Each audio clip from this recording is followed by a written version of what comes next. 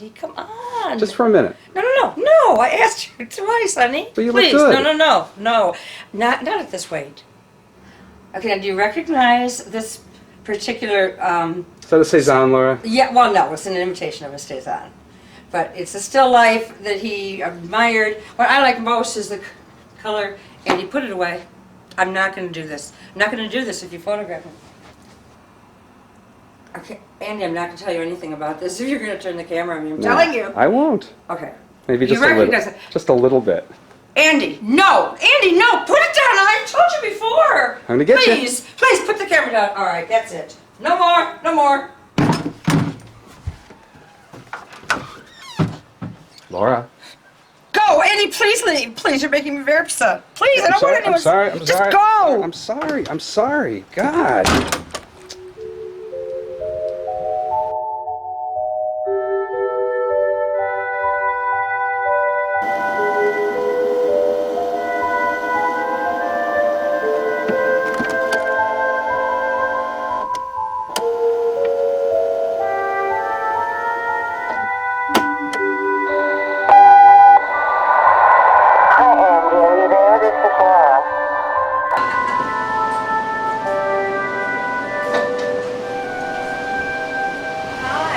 Hi there. Hi, gorgeous. What's your name?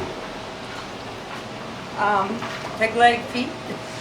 I tore my Achilles tendon. Oh. This is my fourth cast. You know, they got progressively, my foot started like this and got progressively more towards a 90-degree angle. As of Thursday, I can put weight on it. Yes. Lean towards me, Bernie. What's the date today? I don't know. 14th, 15th, Of what month? What year? 7,500. You're not shooting, are you? I am shooting. So you're D, right? Yeah. I won't take a lot of pictures of you, but you are part of our afternoon. No, don't put me in any of them. No, you don't want to be a movie star? No, not today. I'm not movie star material today. You'd be surprised. I'm taking 696 west, further west. We'll start at the present. I am 53 years old. My brother Andy is talking to me via phone calls about a movie he wants to make about my life. So I'm writing this chronicle. Car's shaking around a lot in third grade. I'm enjoying the writing aspect very much. However, I do not think my brother has any idea what an intimate, disturbing, and painful journey this is for me. Am I going further west? I don't know, Lord. Why don't you direct her where she needs to go? Okay, you're gonna turn right onto 696 No, you're gonna stay to the left and you're gonna go to Lansing. I used to think that my life was hard and unfair, and then I began talking to Laura in depth for the first time in about 25 years. I'm Andy Levine, Laura's baby brother. So Dee, what can you tell me about my sister Laura?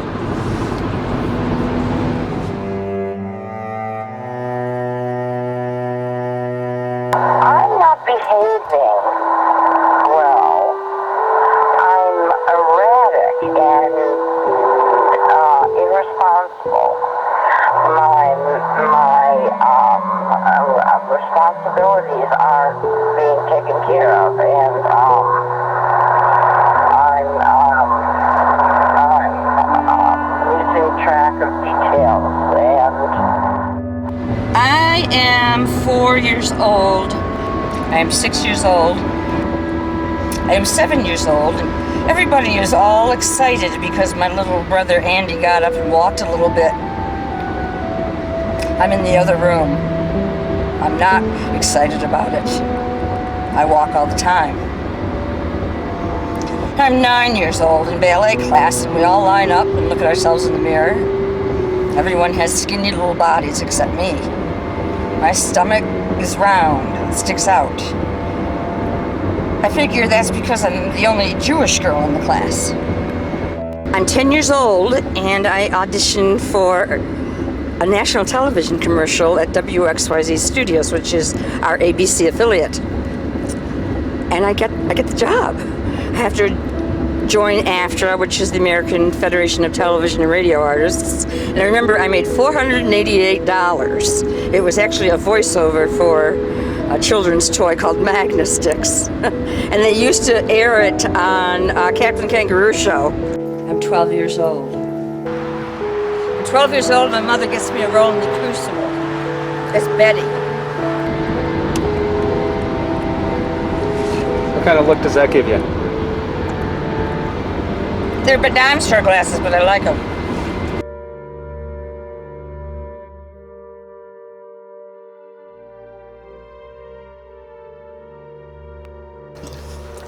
I was lonely and overweight, very overweight, and I was looking on the internet for someone to be with.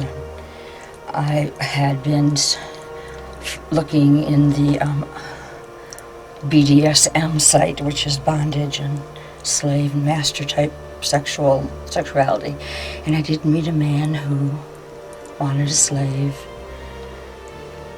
and he told me certain things to do, made me kneel and put on a collar and take a pledge, and he put certain equipment on my body,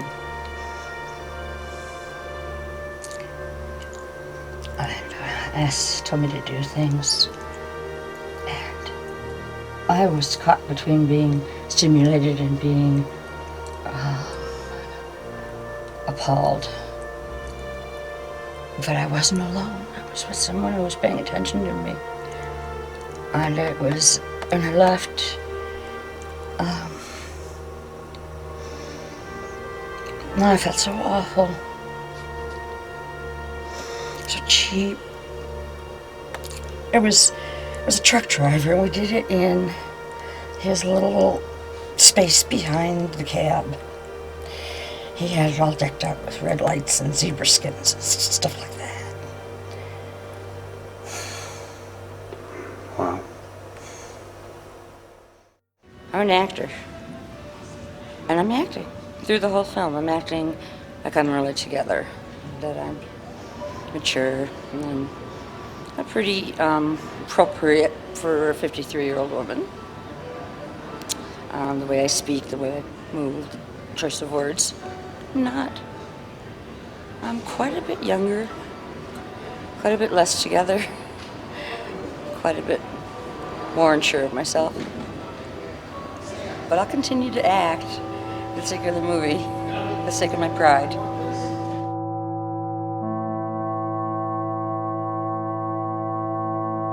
Well, No, Andy, I don't think this is me. This isn't? Laura, go stand between the two guns. And he gave me a mantra that I was never to tell anybody else in my whole life. Until right now. And it was which is like the most common mantra that you hear anywhere and everywhere. Oh, okay. Well, he told me We passed 275. I'm sorry. Are we lost? I wasn't paying attention. I couldn't believe we got there so fast. We're not far from 275. Did we pass a big highway? With two different ways to go, Dee? Yeah. Was it far back? No. Okay.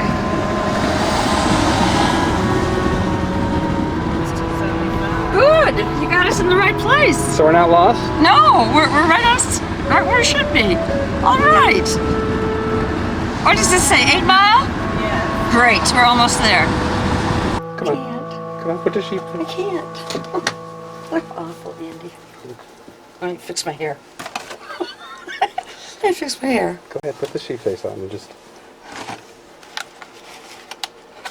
Andy, I would do this for nobody but you. Tell me something about You're so my handsome. sister. Oh, thanks. Tell me, she's your sister. She's a few years younger than you are. She's talented in an entirely different area. She's a few years older. What? I think she's older than me. Oh no, she's 5 years younger than you are. That's true. Why not? I think it's 10. No, let's not overdo it. 14 years old. My white-haired fox terrier has died and my father gives me an amphetamine so I don't feel so sad. Works. What kind of amphetamine? Do you It remember? was a preludin. No, a dexedrine, actually. I got to know them all. I'm 14 years old. I find the bottle of amphetamines. I steal a good fistful. And I go back again and again and again. What does an amphetamine make you feel like when you're 14? Popular, the center of a party. Did you give them to your friends? No, I don't think I did. I don't remember. I don't think I wanted to let my secret out. I could gab, I could tell jokes, I was full of energy, I was skinny, Uh-huh. I was fun. What is that over there, Laura? You know, that was originally a Quaker meeting house, that theater, and the cemetery all around. Those monuments, some of them have been there for 150 years. I'm 16 years old. I am 16 years old.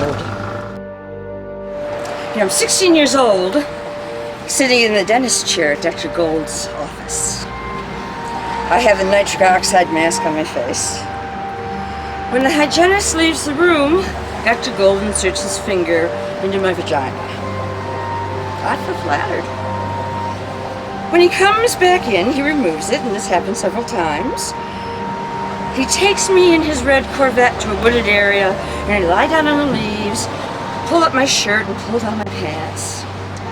And he says, better than I expected. And I feel flattered.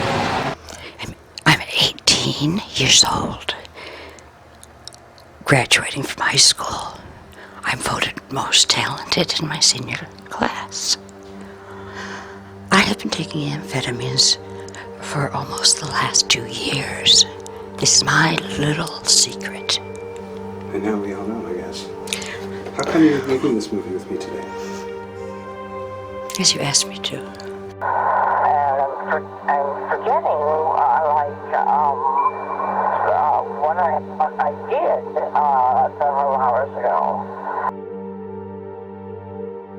I am 19 years old and it's dark in here, silent. I am sitting in the closet. It is the only place where I feel safe. I have been slowly sinking into a frightening state of mind, full of clawing terror. I can no longer relate to college, my friends, myself. I am sick. I'm bipolar with a borderline personality disorder. Borderline personality disorders are not supposed to be a popular diagnosis. It's an unappealing disorder. I looked it up on the internet. It's more scary than I could even imagine when you read about it. You don't know anything. You have to learn skills, basic skills like how to talk to people, how to read a situation, how to read an emotion. What are you feeling? And half the time I have no idea. No idea. I am 20 years old and sitting on the concrete floor of the basement of a youth hostel in London, England, after being high on amphetamines for 4 days and not eating. I have barely enough strength to crawl to a bottom shelf in search of something to eat. I find a carton of oatmeal and begin stuffing it in my mouth. I'm 23 years old and working at my father's industrial clinic. The pills in my pocket get me through the day. I eat them by the handfuls and steal them by the bottle. I cannot function without them. I am 23 years old and spending my first night in Sinai Force Health, the psychiatric unit. I confessed my addiction and my doctor signed me in here. I am lying in bed. It has a thick plastic liner. Everything is strange, and I am terrified. I am 26 years old, looking out of the window of Sinai 4 South, the psychiatric unit. I have gotten to know this place very well in my previous 5 visits. I see tiny people. I am different from them. They are walking around, and I am locked up. I'm 27 years old and directing for the first time. The show is Play It Again, Sam, by Woody Allen. It's a smashing success. Yeah, north. All right, so what you're telling me is you're giving me permission to talk with your brother, not in your presence. Yes. And I signed the form to that effect. Okay, all right. Laura was diagnosed many years ago as having a bipolar disorder, or what is called manic depressive disorder, and had quite a long history of this disorder. It is characterized by episodes of significantly depressed mood and other periods of elated, energetic, sometimes impulsive behavior.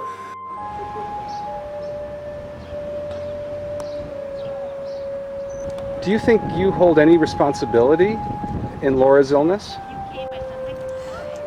I really don't think I do. It's an illness. It's not a behavior problem that developed from treatment. I can't say that I was a perfect mother. Where do you think that you might have made a few mistakes? Well, that's very hard to. I have a son, and he and I were very close when we were growing up, and maybe Laura felt left out. But an illness is not something that is brought on by personal experiences. It's an illness that's an infection that affects you. Other than that, I don't know what else to say, except I'm watching a darling little squirrel crossing the street. Laura, what do you think Mom and Dad's responsibility in your illness is? I was neglected. That's the same as abuse. I didn't know it existed until I was 43. Daddy, did you bring it? See? Can I have it, please? I have it. Can I have it, please? What is it that you need, Laura? When we get to I don't have $2 to my name. when we get to my house, I'll give it to you. You said you'd bring it with you. It's okay, Laura. I can lend you money if you need it. Dear Andy, you tell me that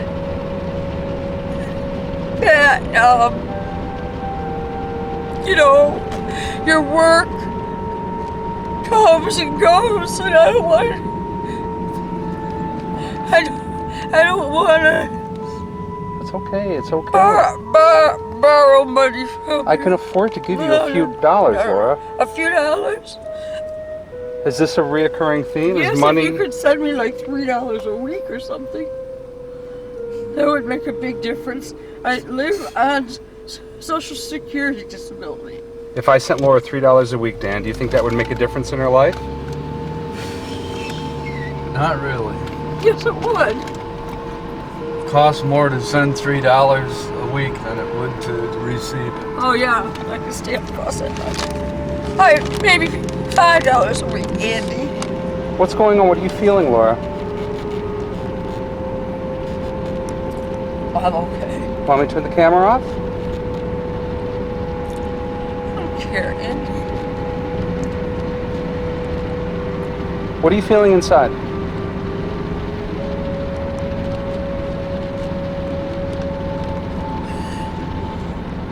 Okay, I'm going to turn it off. Laura is 24 years old, and she's at a mental health facility, and I visit her with my mother. She looks beautiful, radiant, but confused and distant. I can see the fresh cigarette burns lined up on her arms, and we try to have a conversation, but it's virtually impossible because she says we're turning into monsters before her eyes, and we make the visit short because everybody's a little bit embarrassed about what went on.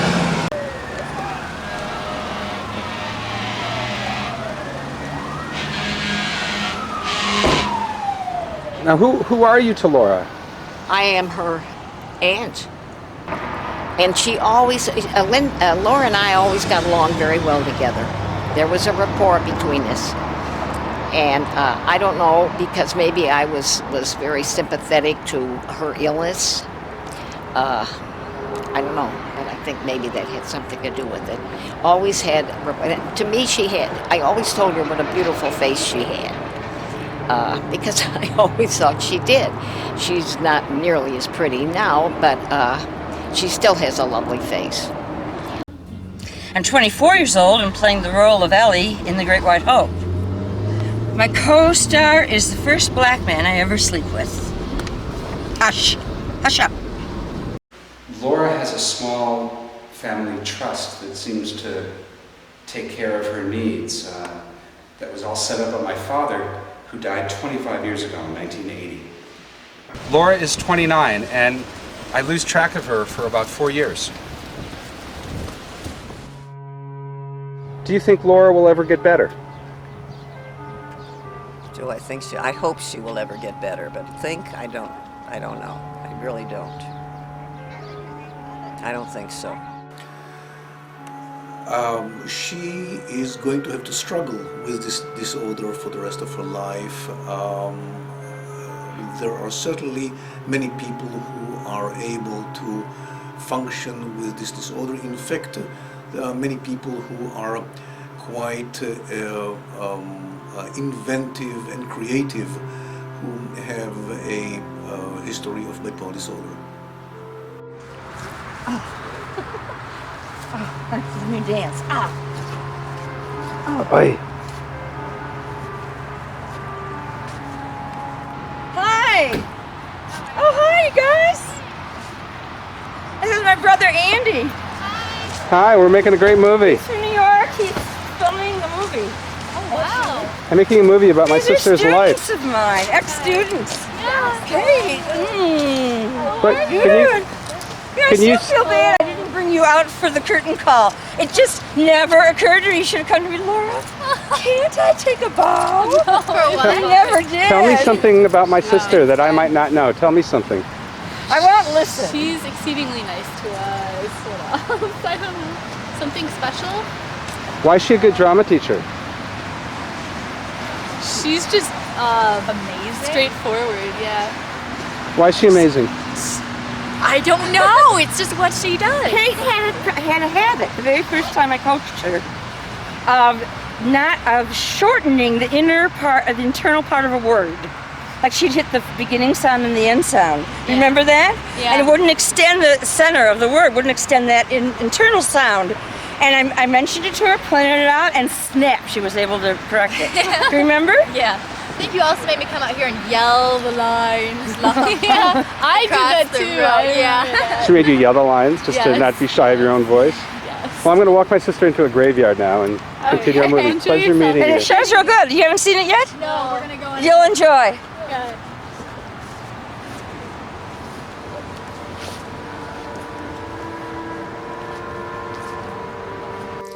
I'm allowing Andy to make this film, even though there's some very intimate and difficult passages for me in it, because I'd like to help eliminate the negative stigma that people have towards the mentally ill.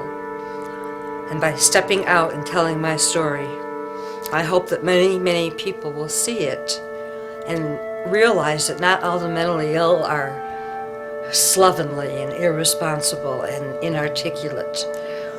The worst case scenario, dangerous. We're not.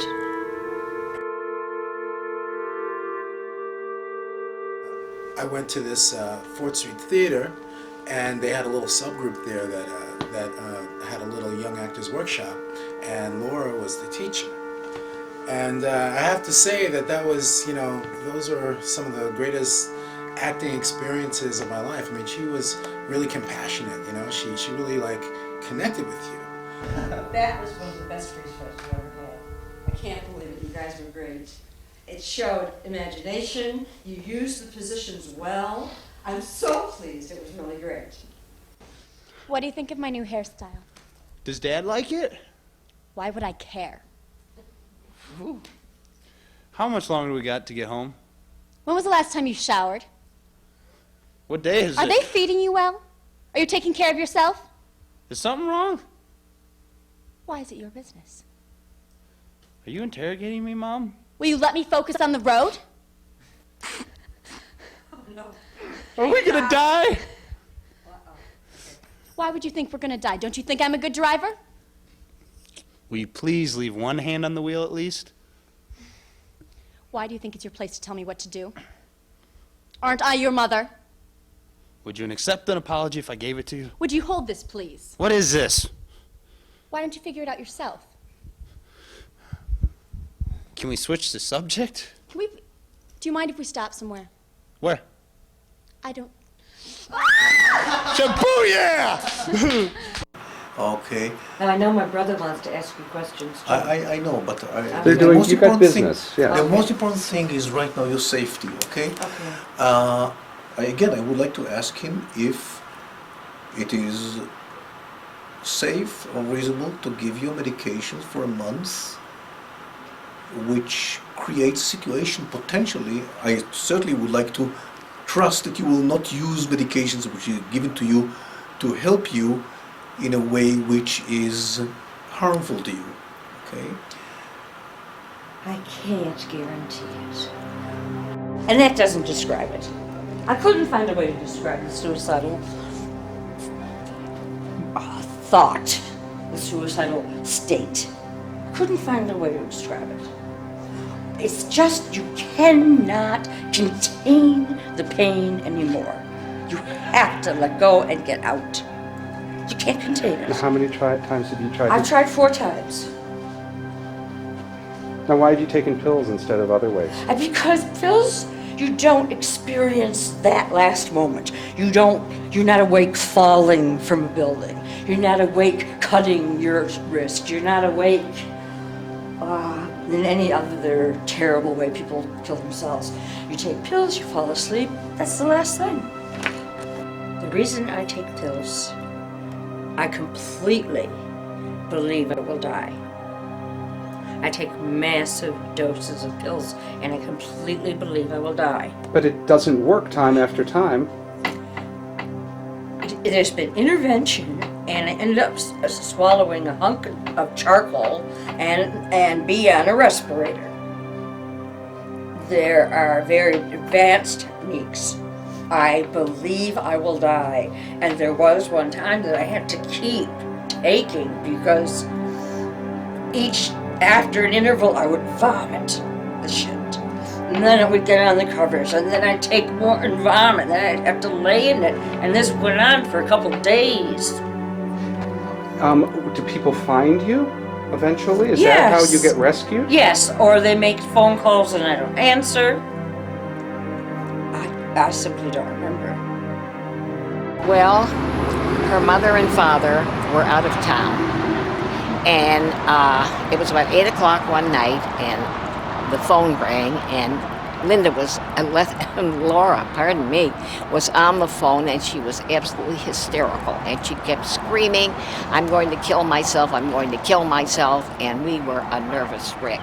And I had no idea that she was mentally ill. I mean, mentally ill can be a lot of things. What does mental illness mean to you? Mental illness means to me, I think, somebody who's delusional or hears sounds and people talking to them that aren't there. That's what I usually think of mental illness. I mean, someone in a padded cell. Excuse me. Someone in a padded cell, on the funny farm, Bellevue, Creedmoor, that kind of thing. Well, we got there, and she was either quite drunk or stoned from drugs. I don't know what she was on, but she was a wreck.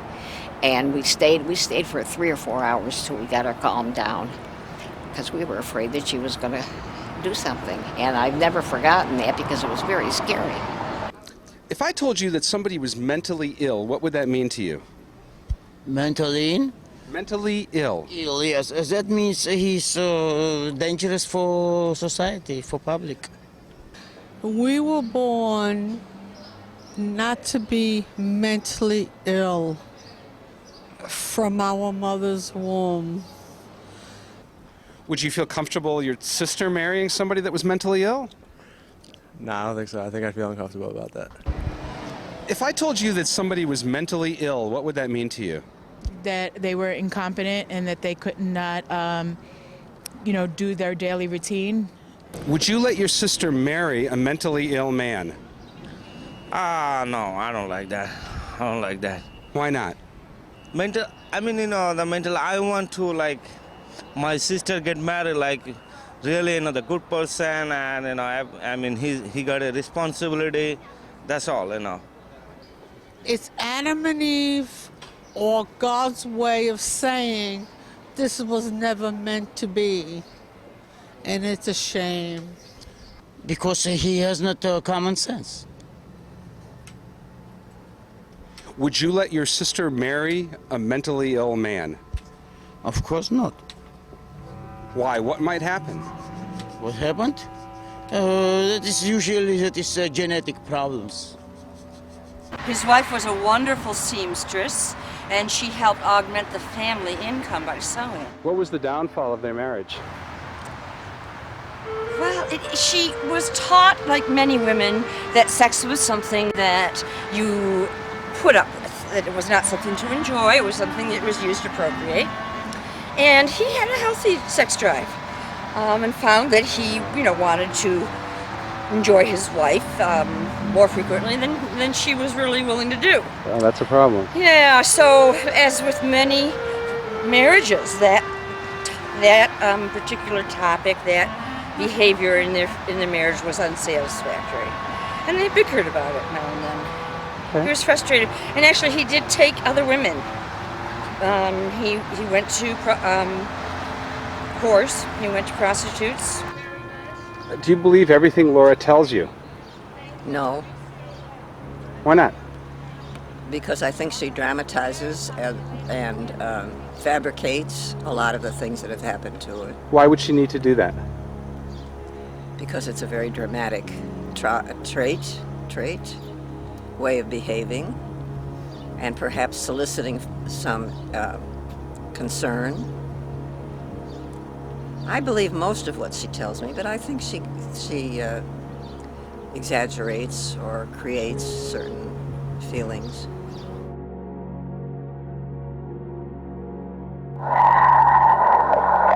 Things are swirling in my head, and I cannot go to the hospital. I cannot go to the hospital. ECT is an effective treatment for depression. It is the acronym stands for electroconvulsive therapy, what is called in the street shock therapy. It is a treatment primarily for the depressed phase of this disorder or for depression. It is a very effective treatment, often claimed to be more effective than medications. Could it be effective for Laura? If her depression becomes paralyzing and she does not respond to medications, that is certainly something that can be considered. Now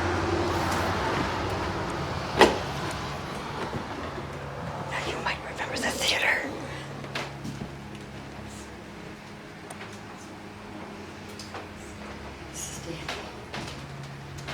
This is my husband. We haven't lived together for 4 years. Here, animated shot of him. He's become quite a good actor, but he still calls me for notes. I'm careful when I give him notes.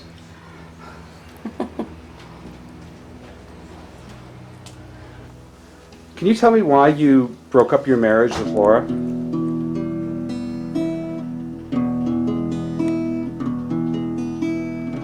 Basically, a lack of good, sound communication. Lack of sound communication? Yeah. Is that a result of her illness? Yeah, some of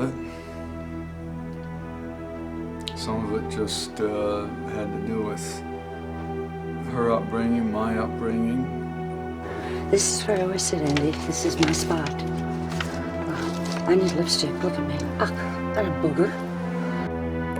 I'm 33 years old, and the director of Roper City and Country School gives me time for hospitalization on the condition that when I come back, I am no longer taking amphetamines. Upon my discharge from the hospital, I am not able to keep my promise and is let go. She tells me that I am the most creative teacher she has ever met. What a shame, she says, under her breath. Get that thing out of my face, please. It makes me very uncomfortable. Spontaneous video, right? It's performance art. Okay. And this is Laura and Paul arriving. Taking off our boots. Paul's leaving his rubbers on the floor in the hall. And you had the advantage of being at the other side, having all the control. Don't we look alike? I'm Andy's sister, Laura. See the nose? It's like my dad's nose. Except Andy's is a larger version. Our eyes are very similar.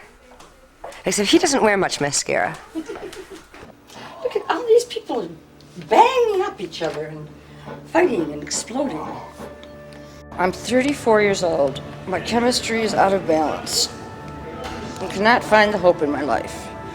My illness blinds me. I kill myself. I'm 34 years old. I live. While I'm in Woodside Hospital, I am informed that my mother is arranging to sell my house and will put me in a group home. She says, I just can't handle her anymore. She loses her temper very quickly. She gets confused. She is highly overjudgmental of other people's behavior. She ever yelled at you? I was just going to say, I don't think she likes me, and she yells at me, and she scolds me, or she tells me how awful I am behaving, stuff like that. It's very hard to categorize something like that. I'm 35 years old, and out of desperation, I wrote a proposal to the Southfield Public School System to teach creative dramatics. Elaine Wagman, an old friend from high school, works in the special ed department and helps me. I teach the emotionally impaired and learning disabled part-time for the next 6 years. I'm 36 years old, and I spent 2 years under the worst possible circumstances imaginable. I am living in a group home where humiliation and intimidation are used to keep control, and lack of respect, human decency, and plain kindness keep the place as chilled as a morgue. I finally ran away. I ran away, and I lived in a seedy motel for 4 months. And this motel room, I found a stove. I put it in my bathroom, one of those countertop little ovens. My driving is not good. I find that I'm in and out of lanes, and I'm sorry. Laura hit another car at what speed? I would say like 60. She was making 60 at this point. And so it hit the car, and then Laura's car... Laura's car, went sideways, flipped and was lying on its side, and I was surprised. And it flipped sideways and then came back to a standing point. Like flip and up. How come she didn't kill herself? Or somebody else? Well, I want to say it's the Lord's doing that day, because I thought she would be dead by the time that car stopped. I thought she would be dead, but for some magical reason, she walked out of the car. I'm in 4 South at Sinai Hospital again. And remember, I did not want to have anything to do with the family anymore, especially Mother, so I removed myself from the family insurance plan. I couldn't stay there anymore. So I'm escorted by these 2 police officers onto a police van to the state psychiatric hospital, which was in Pontiac, which was this huge, ancient, dark place. And I'm interviewed by the physician there, and they determined that I am not harmful to myself or others, and dismissed me. But I have nowhere to go, and I have no money, and it's late in the day, and I'm in Pontiac, so I ended up at the Pontiac Rescue Mission, which is a place where the homeless go if they need to eat or sleep or need shelter.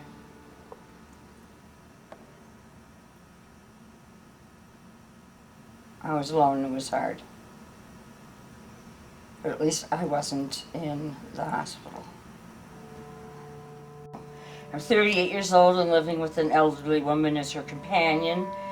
and I receive free room and board, and I could bring my cats. I care for her hygiene, feed her, and do minimal household chores. At night, we sit together and watch one of her many cable movie channels. She had them all.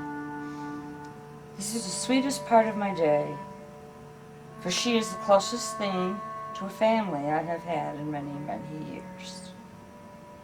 Come on, talk to me. I don't know, Andy. I'm not comfortable with it.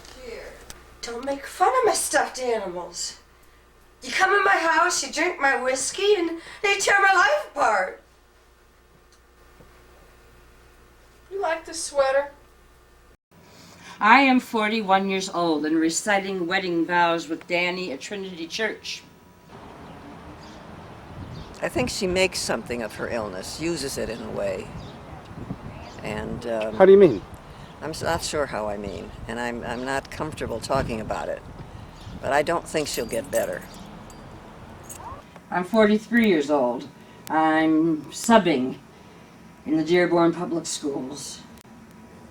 I'm terrified every morning that I will be called in. I find this very hard to do. Why can't I be like other people? Even the simple stuff is hard for me to do. I'm 44 years old. I'm 44 years old, and I direct Barbara Damashek and Molly Newman's play Quilters. Oh, it's a phenomenal success.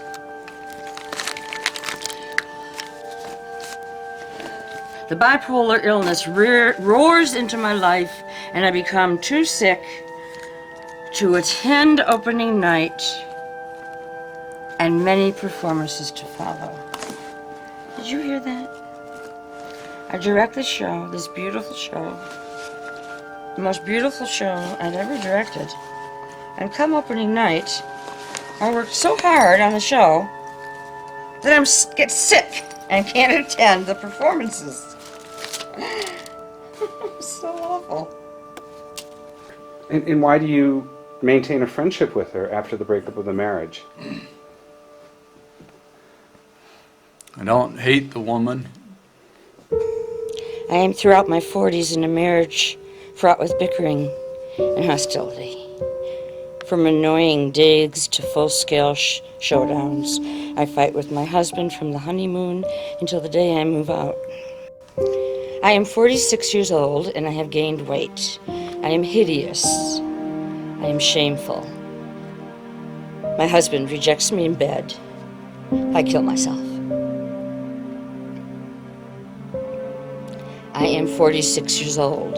I live. I do some counting. This visit to Havenwick Hospital marks my 15th visit to a psychiatric unit for treatment. I am 49 years old, half a century, I think. My husband has not touched me in 2 years. I move out of the house. I love my husband. Did you know that Laura was mentally ill? Yeah, she's told me about that before. And how does that impact her work? There are times where you can see she's having rough days, but she always lands on her feet. You know Laura. It's really important, I think, to know who you are. And Laura, I think, kind of helped me discover my identity in so many ways. She was honest, you know. I mean, almost like a childlike quality, you know. Her honesty, that was something that, and when I say honesty, I mean when she give you feedback about what you're doing, you know it wasn't bullshit, you know, it was the real thing. I'm 51. I'm 52 years old, and I write a 2-act play called Cry, Dignity. It is written in an effort to dispel the negative stigma our culture has against people with mental illness. Most of the story comes from my own personal experience. I write for 5 months.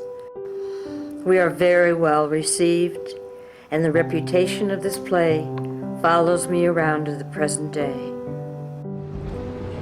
Am I the same woman who sits in the hospital year after year? I am 52 years old and unexpectedly, I am informed by our bank that I now have very limited funds and must cut back and change my lifestyle. Up until this point, I have been led to believe that generous funds would always be available to me. So I move. I receive Medicaid, Medicare, food stamps, and community mental health services. I consider myself pretty well cared for. I am 53 years old. I live in an old house in Ferndale with a dog and 2 cats. The current theme running through my heart and mind is that I am so utterly alone. You don't look unattractive. Okay, doesn't matter. You don't look unattractive. Okay, I know. All right, so just. Okay, it's okay. You okay, honey? Laura, you want me to stop the camera?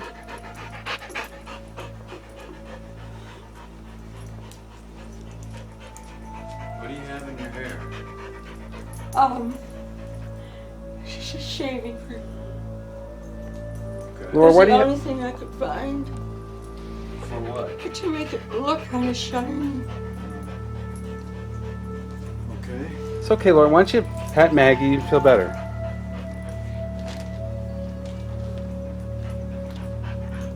Maggie. Go give Laura a kiss. Go see Laura. Okay. Go see Laura. It's hard for me right now.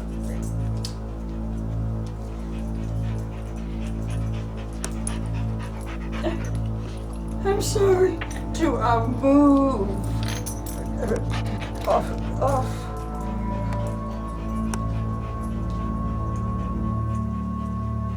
It's okay, honey. You want me to stop the camera? No, I wanted to stop. It's hard to move off the couch right now. Why is it hard to move off the couch? Because everything scares me. It's okay, sweetie. We're here. It's okay. It happens all the time. Did you take your meds? Huh? Did you take your medication, Laura? I always take my Yeah, all right. But I mean, did you remember to take it on? Oh, yeah. It's okay. Danny, should we do this later? Yeah, let's do it later. No, it doesn't matter. It's gonna pass. It doesn't matter. I always take my medication on time. I can't survive without it, Andy. Damn it. Little chunks of chemicals I have to put in my body.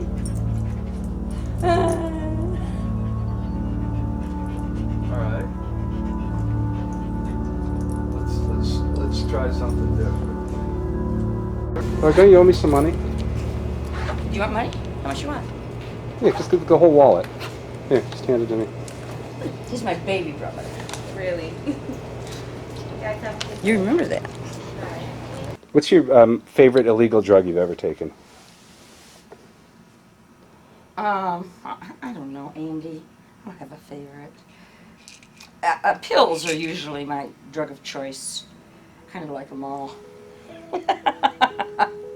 Deserol, Stelazine, Cogentin, Neurontin, Clonamine, Ativan, Wellbutrin, Celexa, Zoloft,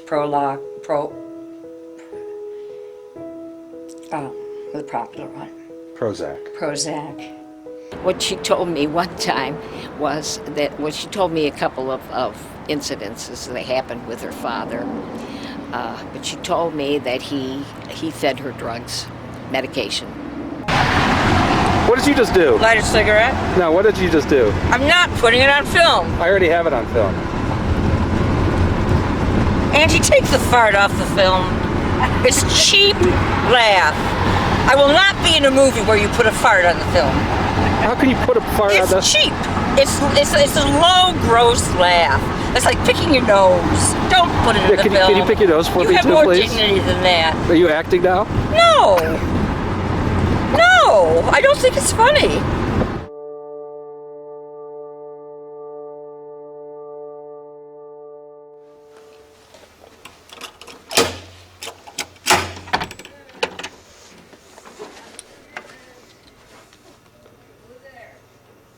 Laura and Andy.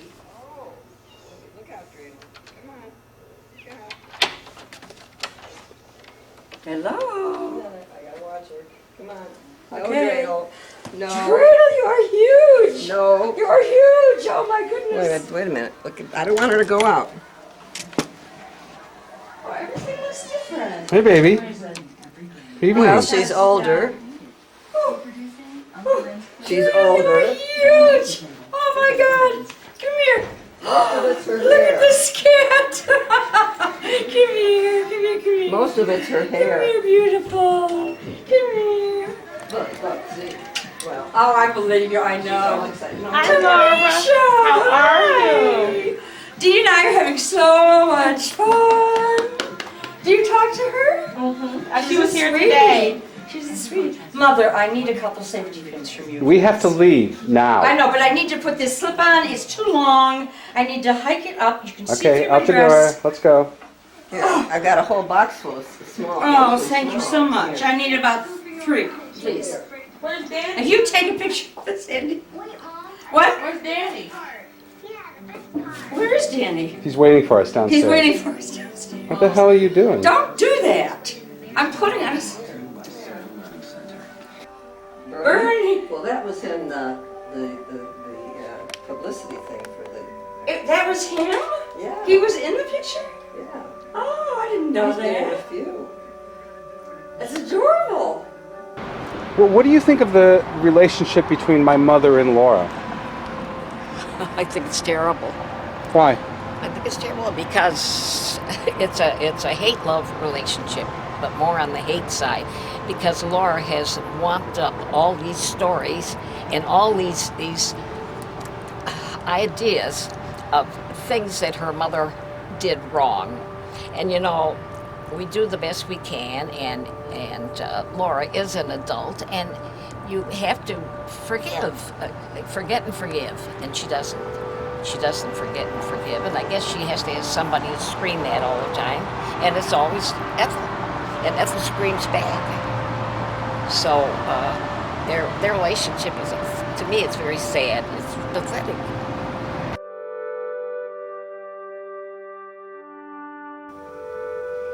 I am 56 years old, and my mother passes away in her sleep. I am experiencing a profound sense of loss and regret. There was an impenetrable wall between us, so thick that when we spoke to each other, we spoke through pinholes, and when we touched, we wore heavy gloves. And I love my mother very much. And I love my daughter. Come here. No, come here. On your nose. It's on my nose. Lipstick. It's on my lips. Mwah. You kiss Bernie. I know you do. I'm spending a lot of money at secondhand stores, just irresponsibly.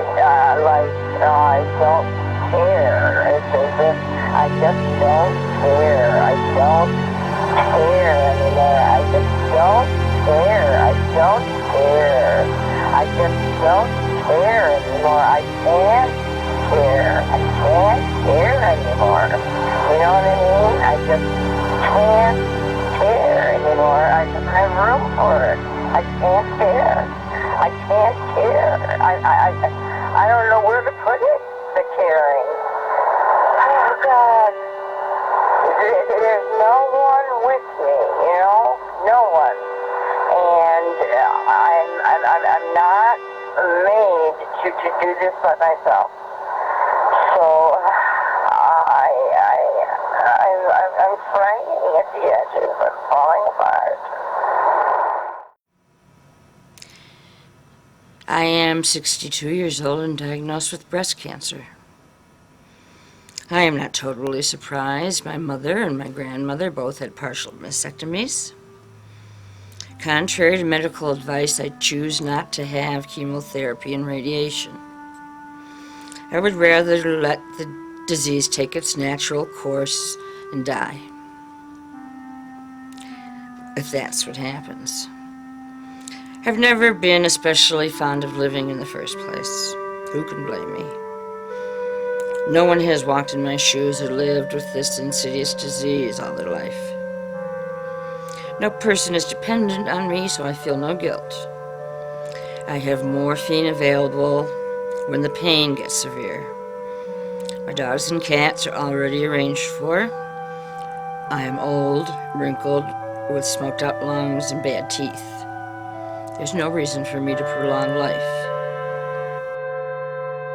Laura, so what happened tonight? What did we do? Oh, we had a lovely meal at the Capitol Grill and spent a whole lot of money, which comes from all our pockets. That's right. And I bid farewell, Andy, to you, my lovely brother, my talented brother, my movie-making brother. Thank you so much for making this movie with me. I love you dearly. I love you too, sweetie. I'll call you when I get to New York. My Your baby brother. I hope she gets better. I hope the illness fades away and disappears, and that she has time in her life left for a fairly normal life.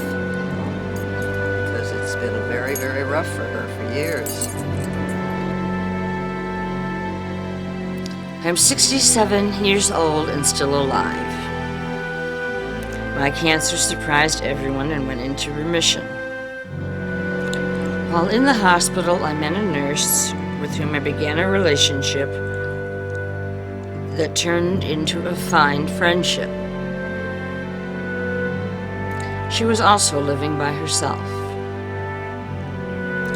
Last month, we decided to move in together, and for the first time in many, many years, I can actually say that I have something like a significant other, a sister. It is a fine thing, a thing to live for.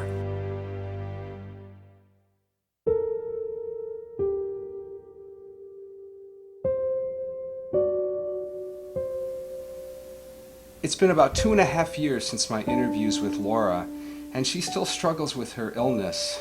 Her doctor is always tweaking her meds, and she is in intensive therapy. There was also another suicide attempt. And our story ends with an unexpected twist. Laura has become a primary caregiver for my mother, who 6 months ago was diagnosed with dementia. And I think for the first time in their lives, they are bonding. Laura falls and gets back up. She's been falling and getting back up for almost 55 years. She's a survivor type, an inspiration to many whose voices aren't quite as loud as hers and my older sister. I love you, Laura.